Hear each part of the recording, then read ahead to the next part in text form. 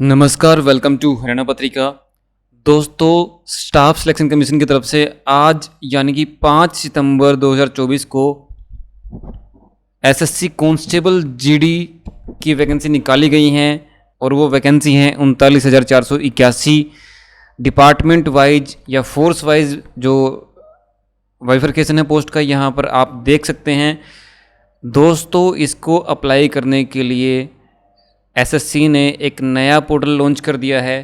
पहले जो पोर्टल था ssc.nic.in वो पोर्टल अब काम नहीं करेगा। आपको इसके लिए अप्लाई करने के लिए और आगे भी जो वैकेंसी एसएससी निकालेगा उनके लिए भी अप्लाई करने के लिए दूसरे पोर्टल से अप्लाई करना पड़ेगा, जो कि नया पोर्टल है और वो है ssc.gov.in। इस पोर्टल से आपको एसएससी की जो भी वैकेंसी निकलेंगी और जो अब आज निकली हैं उसके लिए इसी पोर्टल से आपको ऑनलाइन अप्लाई करना पड़ेगा। और जो वन टाइम रजिस्ट्रेशन आपने पुराने पोर्टल पर किया था वो यहाँ पर काम नहीं करेगा। आपको इस नए पोर्टल पर दोबारा से वन टाइम रजिस्ट्रेशन या ओटीआर करना पड़ेगा, उसके बाद ही आप आगे बढ़ पाओगे। तो दोस्तों, इसके 2 स्टेप हैं अप्लाई करने के लिए। पहला तो है एनेक्जर 1A, जो कि नोटिफिकेशन में भी देख सकते हैं आप लोग। उसके अलावा वीडियो में भी मैं आपको पूरी डिटेल्स इनकी देने वाला हूं कि कैसे आप इसके लिए अप्लाई कर सकते हैं। तो एनेक्जर 1A जो है उसमें बताया गया है कि आप वन टाइम रजिस्ट्रेशन कैसे कर सकते हैं, और एनेक्जर 2 जो है उसमें बताया गया है कि जो एसएससी कांस्टेबल जनरल ड्यूटी की जो वैकेंसी निकली हैं उसके लिए आप आवेदन कैसे कर सकते हैं वन टाइम रजिस्ट्रेशन करने के बाद। तो दोस्तों, स्टेप्स मैं यहाँ आपको बता देता हूँ। आपको करना क्या है, ये पोर्टल खोलना पड़ेगा आपको ssc.gov.in। पोर्टल खोलने के बाद आपको यहाँ पर दिख रहा होगा लॉगिन और रजिस्टर। जब आप यहाँ पर क्लिक करेंगे तो आपको यहाँ दिखेगा रजिस्टर नाउ। जब आप रजिस्टर नाउ पर क्लिक करेंगे, रजिस्टर नाउ पर क्लिक करने के बाद ये पोर्टल, ये इंटरफेस आपके सामने खुलेगा, जिसके कि 4 स्टेप हैं। पर्सनल डिटेल्स हैं, उसके बाद पासवर्ड क्रिएशन का है, उसके बाद हैं एडिशनल डिटेल्स आपके बारे में, आपकी नेशनलिटी के बारे में, आपका एड्रेस और एजुकेशन के बारे में, ये डिटेल्स हैं। और चौथी है डिक्लेरेशन, जो कि कैंडिडेट के द्वारा ऑनलाइन सबमिट करनी है वन टाइम रजिस्ट्रेशन के थ्रू। तो दोस्तों, ये चीज़ें देखने के बाद आपको कंटिन्यू पे क्लिक करना है। कंटिन्यू पे क्लिक करने के बाद यहाँ पे दिखाएगा आपकी पर्सनल डिटेल्स आपको फिल करनी पड़ेंगी। अगर आपके पास आधार कार्ड है तो आप आधार कार्ड पे यस करें, अगर नहीं है तो नो करके आप आगे बढ़ सकते हैं। अगर नहीं है तो आपको दूसरा कोई आइडेंटिफिकेशन कार्ड यहाँ पर इनपुट करना पड़ेगा, इंटर करना पड़ेगा, जैसे कि driving licence, employer ID, PAN card, passport, school college ID card या वोटर आईडी कार्ड आपको यहाँ पर इंटर करना पड़ेगा। उसके बाद आपकी डिटेल्स हैं, कैंडिडेट नेम दोबारा से आपको यहाँ पर एंटर करना पड़ेगा ताकि मिस्टेक इसमें ना हो। और जो नाम है आपका, आपकी मैट्रिक की सर्टिफिकेट के हिसाब से आपको एंटर करना है। और यहाँ पर पॉइंट नंबर 4 है, have you ever changed name, क्या आपने कभी अपना नाम चेंज किया है? अगर किया है तो यस करें और यहाँ वो डिटेल्स दें सारी की सारी। अगर नहीं किया तो नो करें। और पॉइंट नंबर 5 पर जाएं। यहाँ पर जेंडर है, जेंडर मेल, फीमेल, ट्रांसजेंडर जो भी है वो आप यहाँ फिल करें। उसके बाद उसको वेरीफाई भी करें। उसके बाद है आपकी date of birth, same verify यहाँ भी करना पड़ेगा। फादर्स नेम, मदर्स नेम और आपकी जो मैट्रिकुलेशन का जो बोर्ड है वो यहाँ पर मांगा गया है, और उसका roll number, verify roll number. उसके बाद ईयर ऑफ पासिंग क्या है वो आपको यहाँ पर फिल करना पड़ेगा। उसके बाद है highest level of education qualification, ये आपको यहाँ पर फिल करना पड़ेगा और वेरीफाई करने के लिए दोबारा फिल करना पड़ेगा। उसके बाद है कैंडिडेट्स मोबाइल नंबर, यहाँ पर आपको अपना फ़ोन नंबर डालना है। आपके पास ओटीपी आएगा वेरिफिकेशन के लिए, ओटीपी इंटर करके आपको अपना फ़ोन नंबर वेरीफाई करना है। उसके बाद एक ईमेल आपको डालनी है, उस ईमेल पर भी एक वेरिफिकेशन कोड आएगा, वो एंटर करके आपको आपकी ईमेल भी वेरीफाई करनी पड़ेगी। दोस्तों, स्टेप 1 करने के बाद आपका रजिस्ट्रेशन नंबर जनरेट हो जाएगा और आपको स्क्रीन पर आपका रजिस्ट्रेशन नंबर दिखा देगा। उसके बाद आपको कंटिन्यू पर क्लिक करना है।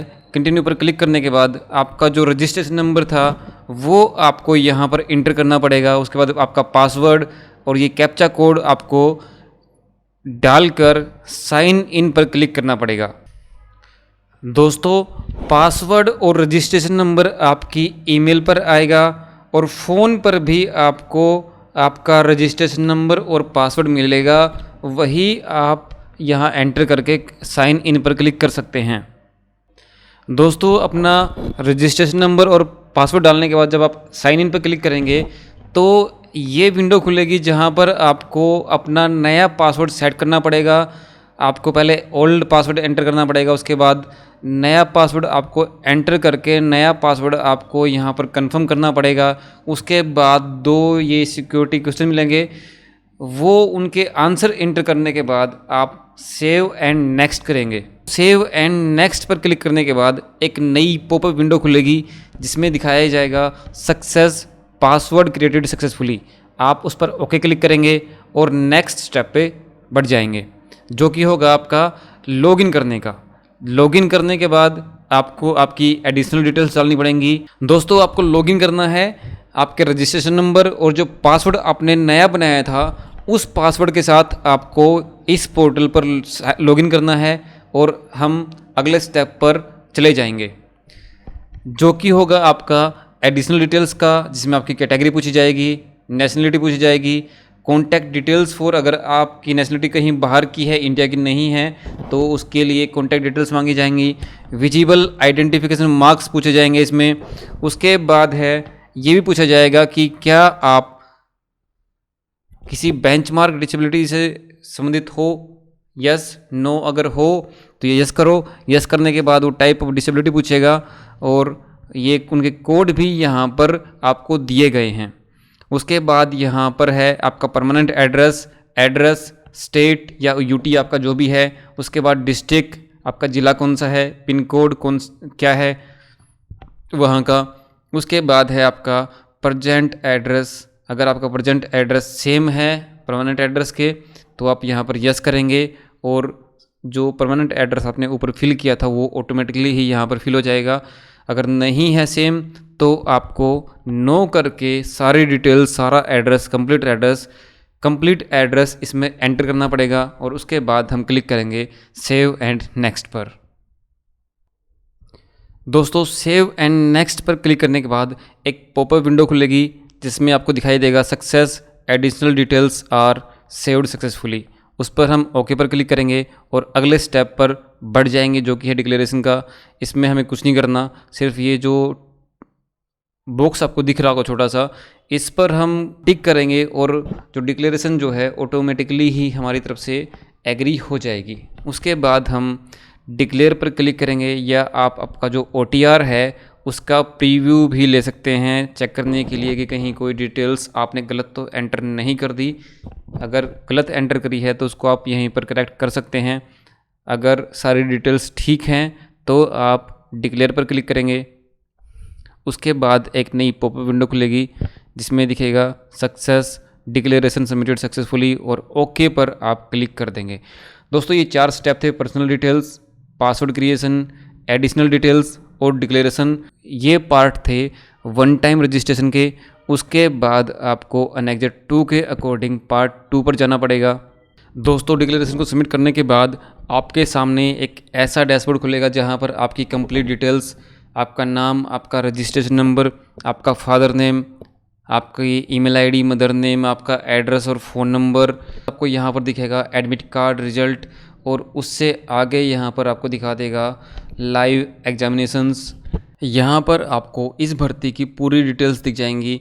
जो एप्लीकेशन स्टार्ट डेट है वो क्या है, लास्ट डेट क्या है फ़ीस भरने की, और जो एप्लीकेशन की लास्ट डेट है वो क्या है। यहाँ पर आपको जो भी की डेट्स हैं वो आपको यहाँ पर दिखेंगी।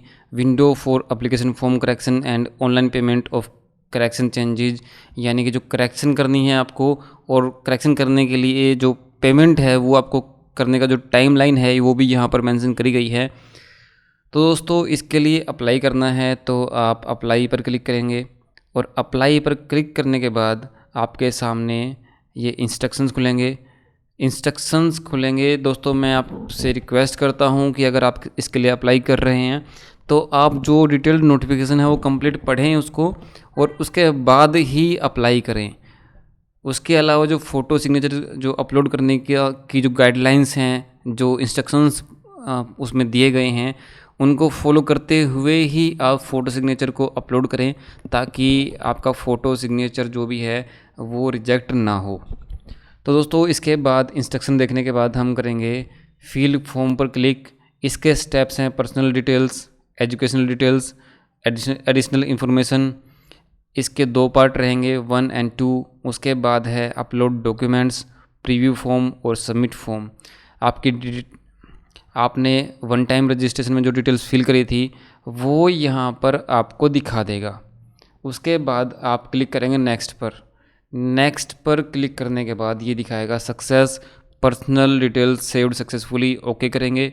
ओके करने के बाद आपकी क्वालिफ़िकेशन की डिटेल्स यहाँ पर आपको दिखाएगा, और कुछ डिटेल्स तो इसमें ऑलरेडी फील्ड होंगी। जो आपने मैट्रिक की फिल करी थी वो यहाँ पर ऑलरेडी दिखा देगा। उसके बाद आपको यहाँ पर फिल करना है हाईएस्ट एजुकेशनल क्वालिफ़िकेशन, इसको चूज़ करेंगे, और जो आपकी हाईएस्ट क्वालिफ़िकेशन है वो आप यहाँ पर फिल करेंगे।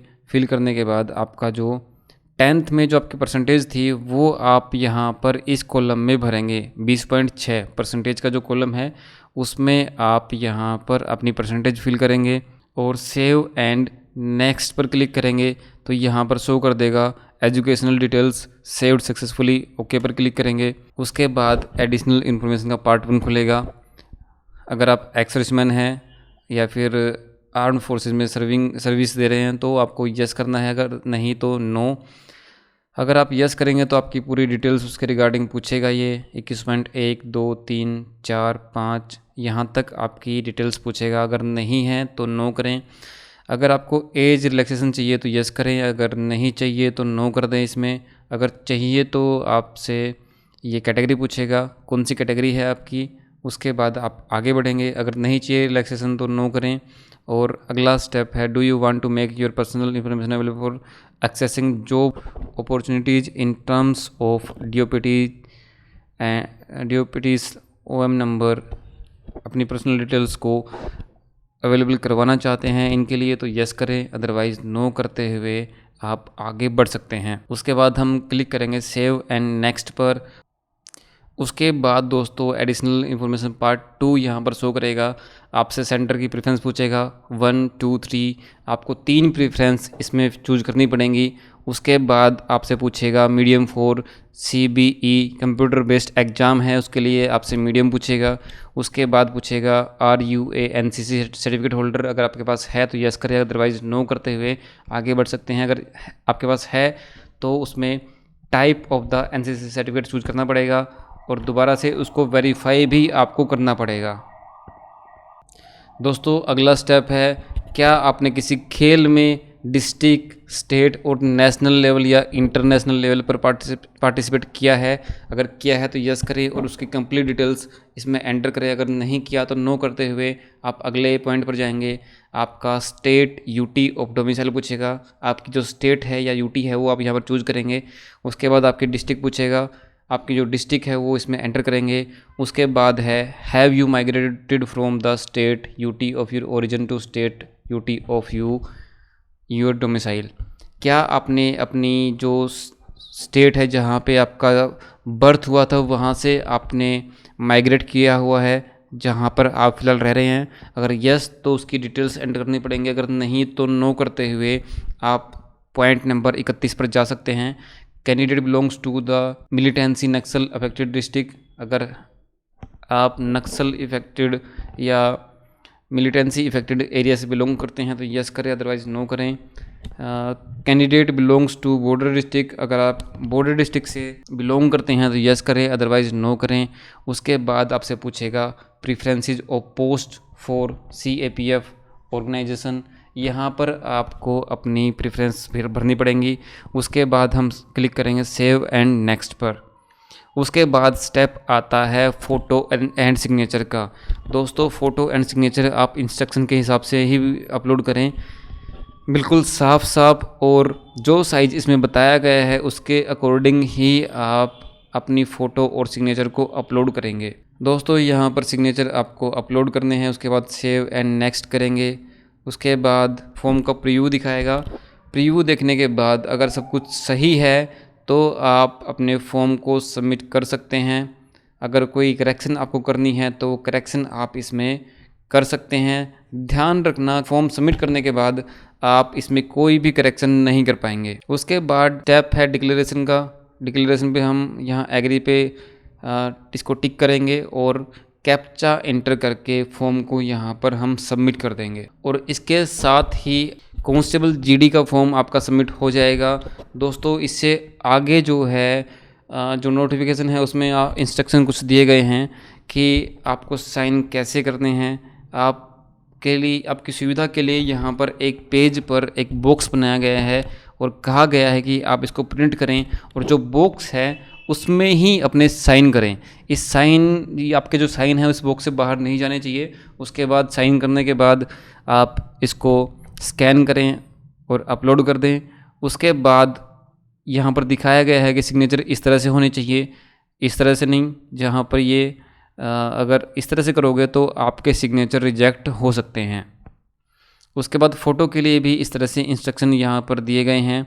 आपका फ़ोटो ऐसा होना चाहिए। इस तरह के फ़ोटो आप अपलोड करोगे तो आपका फ़ोटो रिजेक्ट हो सकता है। दोस्तों उम्मीद करता हूँ जानकारी आपको अच्छी लगी होगी। ये जानकारी आपके काम आएगी। अगर आपको जानकारी अच्छी लगी हो तो वीडियो को लाइक कर दें, शेयर कर दें और चैनल को सब्सक्राइब भी ज़रूर करें। धन्यवाद। जय हिंद, जय भारत, जय हरियाणा।